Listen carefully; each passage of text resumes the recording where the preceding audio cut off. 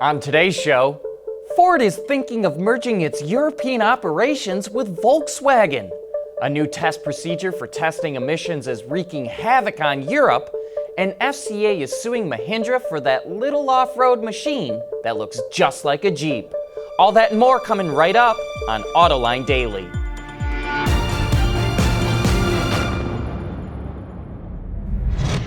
Welcome back to Autoline Daily, the voice of the global automotive industry.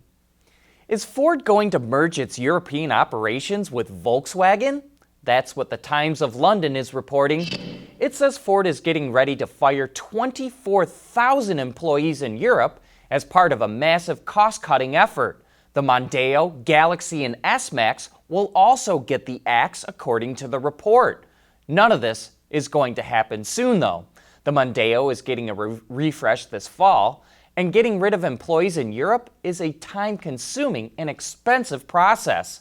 But Ford is losing money in Europe, and that is forcing it to take drastic action, including the possibility of forming a joint venture with the Volkswagen Group.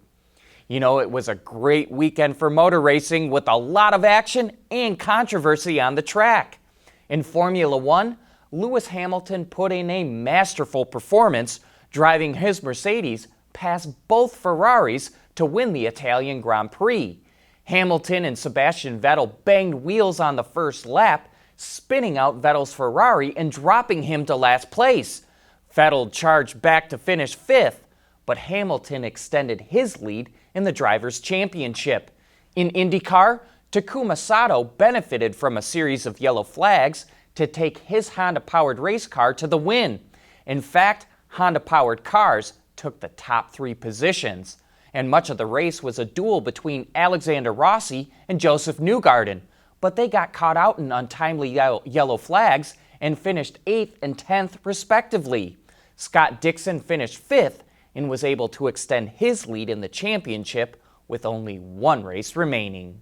And at NASCAR's Southern 500 in Darlington, South Carolina, Penske teammates Brad Keselowski and Joey Logano powered their Ford Fusions to first and second place. Coming up next, Europe adopted a much tougher way to test cars for emissions, and some companies are having a hard time dealing with it. Autoline Daily is brought to you by Bridgestone Tires, your journey, our passion. Dow Automotive Systems, advanced materials that deliver better results. Lear, a global leader in automotive seating and electrical systems.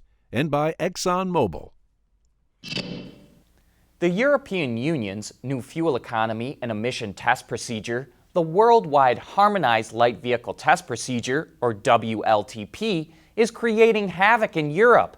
The WLTP uses on-the-road test driving, not just lab results.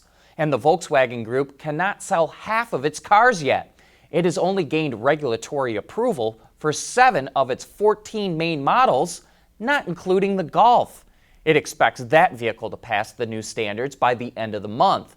But the new test takes 2 to 3 times longer than before, so everyone expects more delays. The new test procedure is a response to Dieselgate, where Volkswagen and others were caught cheating. And other areas are being impacted too.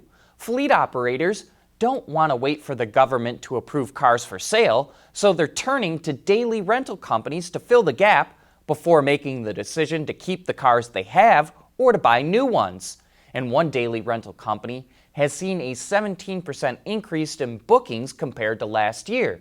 If this doesn't get sorted out soon, we could even see consumers hold off on buying a new car as well. You know, it's not uncommon to hear the buzz of a drone almost anywhere you go, and now they're making their way into manufacturing plants. Ford is using drones mounted with cameras at its plant in Cologne, Germany, to inspect high places like pipework and roof areas.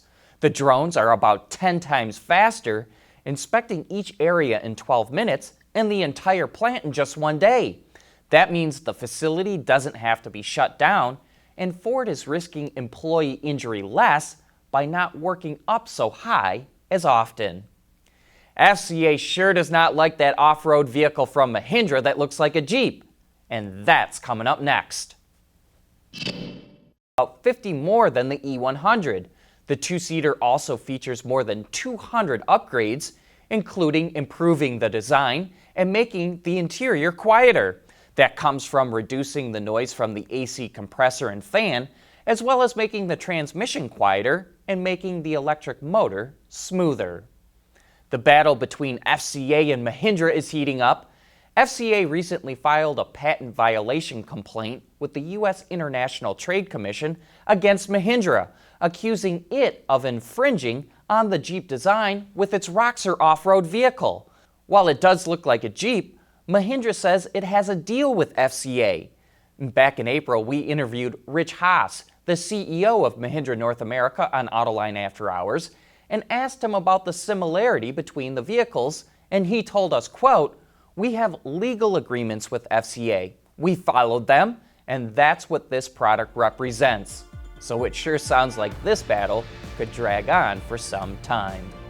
That's it for today. Thanks for watching, and please join us here again tomorrow.